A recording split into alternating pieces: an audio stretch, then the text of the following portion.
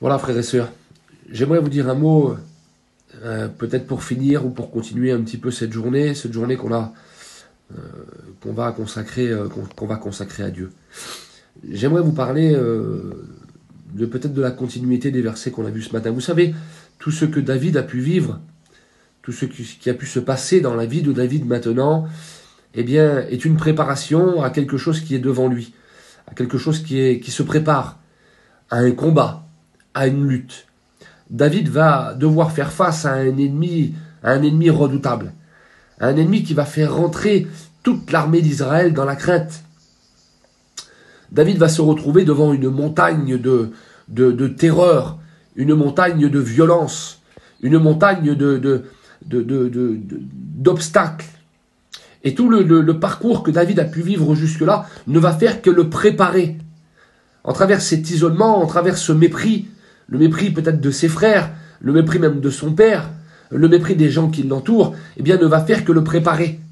Mais l'onction qu'il va recevoir, la promesse qu'il va recevoir dans son cœur, et l'apprentissage de l'obéissance à la parole, aux mots de son père, eh bien va faire de David l'homme qu'il est, et le guerrier qu'il va devenir pour pouvoir combattre comme Dieu lui a appris.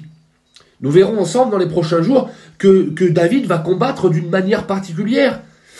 Il ne va pas combattre comme tous les autres hommes, il ne va pas combattre comme tous les autres hommes de guerre, il va combattre d'une manière particulière. Il va combattre comme Dieu lui a appris. Et comme la situation, et comme le cheminement qui l'ont emmené jusqu'à cette lutte-là lui ont appris. Et Dieu va nous apprendre, frères et sœurs, en travers sa parole. Dieu nous a appris encore ce matin, en travers sa parole, de quelle façon combattre, de quelle façon lutter. Et nous ne lutterons qu'en étant obéissants à la parole de Dieu, en suivant les instructions de la parole de Dieu. Et s'il y a une chose qui ressort dans la Bible, dans la parole de Dieu, eh bien c'est la mise à part. C'est le jeûne et la prière. Jésus lui-même avait besoin de jeûner. Jésus lui-même trouvait le besoin de prier, de s'adresser à son Père. Nous avons besoin de le faire ce matin. Et j'aimerais, si vous le voulez bien, pour vous encourager, j'aimerais vous introduire dans la prière. J'aimerais prier le Seigneur avec vous, et qu'ensuite on puisse avoir un partage ensemble.